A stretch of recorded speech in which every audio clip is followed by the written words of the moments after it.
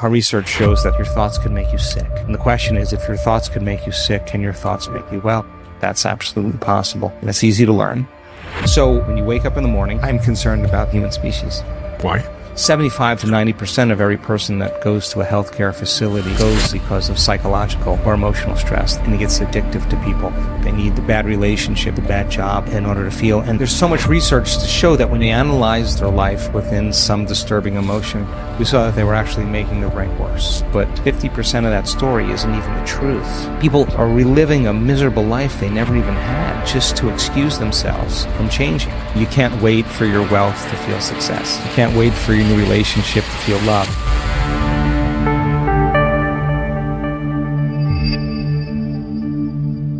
But 95% of who we are by the age of 35 is programmed. Yeah, but there is a way to change. And so the model of change is breaking the habit of the old self and reinventing a new self. And if you teach people how to do that, in 7 days you can see very significant changes. So try this out as an experiment. First thing you have to do is you got to give people information. Yeah. You're someone that's constantly doing research and developing new ideas about the way humans are and the way the universe is. What are the beliefs in your head that you're too scared to share? Oh boy. I have a very strong belief that the probability of us seeing the truth in reality is zero. Dr. Joe, 95% of who we are by the age of 35 is programmed. When I read that in your work, it kind of hit me like a ton of bricks, because I just turned 30. And if what you're saying there is true, without realizing it, there's a puppet master that sits above me that's calling the shots in a way that I don't think I've realized. Is that true? I think if we define a habit as a redundant set of automatic, unconscious thoughts, behaviors, and emotions that's acquired through repetition. A habit is when you've done something so many times that your body now knows how to do it better than your conscious mind. Then it's programmed subconsciously. So then when the body knows how to do it better than the conscious mind, then for the most part, the greatest habit we have to break is the habit of being ourselves, right? So there's a principle in neuroscience that says that nerve cells that fire together wire together. If you keep thinking the same way, if you keep making the same choices, if you keep doing the same things, if you keep reproducing the same experiences and feeling the same emotions, your biology begins to become hardwired in a sense. It becomes programmed. So in order to change something, to arrive at a new vision of your future, if you wanted to arrive at a new goal or new vision of your future, you'd have to change something about yourself in order to get there. And you'd have to change the way you think, the way you act, and the way you feel. When you begin to become conscious of those unconscious thoughts, so conscious that you don't let them slip by your awareness unnoticed or unchecked by you. If you catch yourself speaking in a limited way, or you become conscious that you're behaving in a certain way, in a habit, and you can notice or pay attention to how you're feeling, then you're no longer the program. Now your consciousness observing the program, you're only unconscious when you're in the program. And so to change then is to become so conscious that you don't go unconscious again. And in a sense, that is consciousness that is really the puppet master that really decides who we want to be. I think the biggest problem is that people lose their free will to a set of programs. And so their body is basically programmed into a predictable future based on what they've done in the past. So to change that habituation takes an enormous amount of energy, an enormous amount of awareness. When we look closely at certain habits, whether you can ride a bicycle, whether you can speak a language, whether you can snowboard, when you first learn any of those things, it takes an enormous amount of conscious awareness to get your body to do what your mind is intending. But if you keep doing it over and over again, then the body begins to economize it in some way. And so we have a lot of things that we can do automatically or unconsciously or subconsciously that allows us to multitask, to drive your car, to talk on the phone, to do several different things at the same time. So a habit isn't a bad thing. They can work for you or they can work against you. The problem is if you're, as an example, complaining and blaming and making excuses and feeling sorry for yourself and judging other people, and you practice that and you get really good at whatever you practice that enough times that you're unconscious to the fact that you're doing it. The moment you become conscious that you want to change that, you're going to be uncomfortable. It's going to feel unfamiliar. It's going to feel some degree of uncertainty. You're leaving kind of familiar known territory and you're stepping into the unknown. And so many people, when they want to change a habit, they have to be willing to be uncomfortable to do it. But habits can work for us. There's a lot of great habits that you and I both have that I would never want to change or would want to evolve in some way. But then there's a lot of habits that don't serve us. And so a person really wants to set a vision of the future, whatever that is, and they just have to agree that in order to arrive at that vision, they have to change in order to get there. If you look at a lot of the work that we're studying in terms of human change and human transformation, we've seen people with really difficult pasts, really brutal pasts that were abused and traumatized at a very early age, and then repeated traumas that took place in people's lives. And they had night terrors, and they couldn't be in relationships. They had social anxiety. They had a lot of health conditions. We've seen them completely change to be happy people again, to free themselves from the past. And so I would never put a limitation on change because I just don't think you can really predict that. I think many people that are learning how to change and they understand what they're doing and why they're doing it and how it gets easier, I think for the most part people can change all kinds of things. And when they do change, our research shows that their brain changes, their heart rate changes, their gene expression changes, there's thousands of metabolites that are being released into their bloodstream that weren't there prior. There's a host of different changes that take place biologically that kind of support the person's transformation.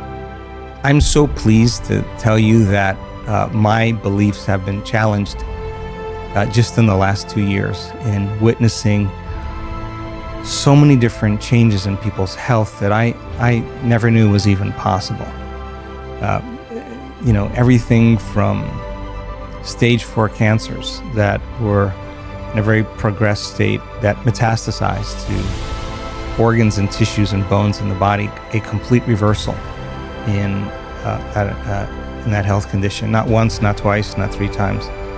We've seen it many times.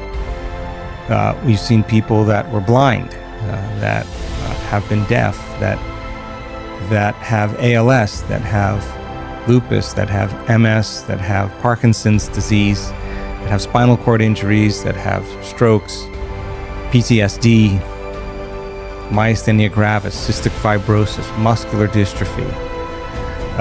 We had a woman that had her thyroid removed, surgically removed, and I know this is difficult even for me to accept, and grew a new thyroid back. We have the medical evidence for that. So I don't know any longer what the limit is.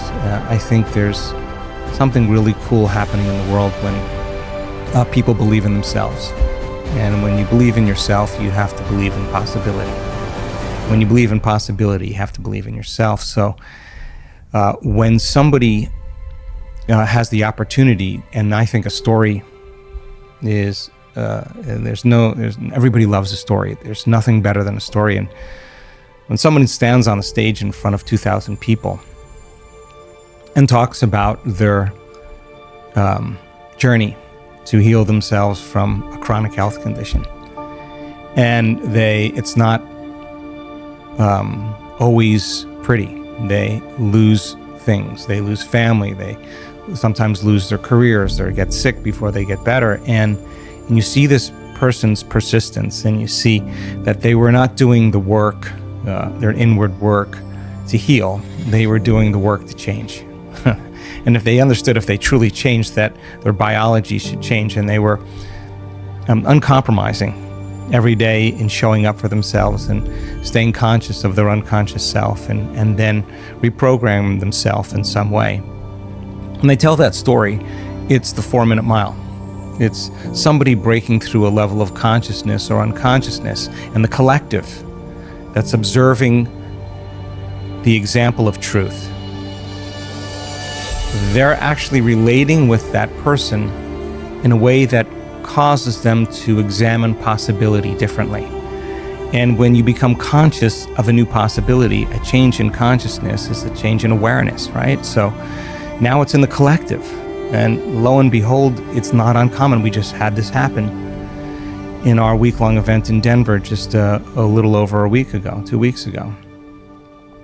And we had 6 people stand up out of a wheelchair by the end of the event. Now, I wasn't expecting that, but one person that had MS in the middle of the week had a very profound experience. And a professional athlete, NFL football player, and stood up. And he stood up for the audience. And when he stood up, he said, "I thought I was going to a yoga retreat. I thought my brother was taking me to a yoga retreat. I had no idea what we were doing here." And then he said, I just never loved myself.